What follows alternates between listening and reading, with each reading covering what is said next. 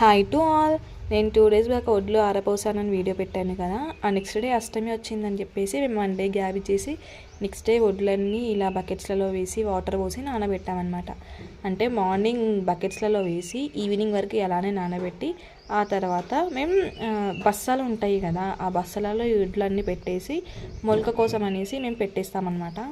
ఇలా బస్తాలల్లో అన్నీ ఒడ్లు పెట్టేస్తామన్నమాట, సపరేట్. అంటే తినేటివి ఉంటాయి ఒడ్లు, రేషన్ రైస్ ఉంటాయి కదా, దొడ్డు బియ్యం అలాంటివి కూడా ఉంటాయి కదా. సో చూడండి, ఇట్లా బస్తాలలో అన్నీ నింపేసి తడిపేసి ఆ బస్తాలని ఇలా ఒక దగ్గర పెట్టేసామన్నమాట సైడ్కి. అలా ఆ బస్తాల పైన వాటర్ అన్నీ చల్లేసి, అంటే ఆ బస్తాలన్నీ తడవాలి. అలా చల్లేసిన తర్వాత మొత్తం దాన్ని ప్యాక్ చేసి పెట్టేసాము. నెక్స్ట్ డే వరకు మనకి మొలకొచ్చేస్తుంది అనమాట. నేను 3 days అని చెప్పాను కదా, 2 daysలోనే వచ్చేస్తుంది. చూపిస్తాను చూడండి. ఇదిగోండి, ఇప్పుడు బస్సాలు ఓపెన్ చేస్తే మనకి ఎలా కనిపిస్తుందో. ఇప్పుడు వచ్చిన ఈ మొలకని మనం అవన్నీ బస్సాలు ప్యాకింగ్ ఇప్పేసి అవన్నీ సపరేట్ చేసి మనం నార్మల్లో జల్లేసేయాలి.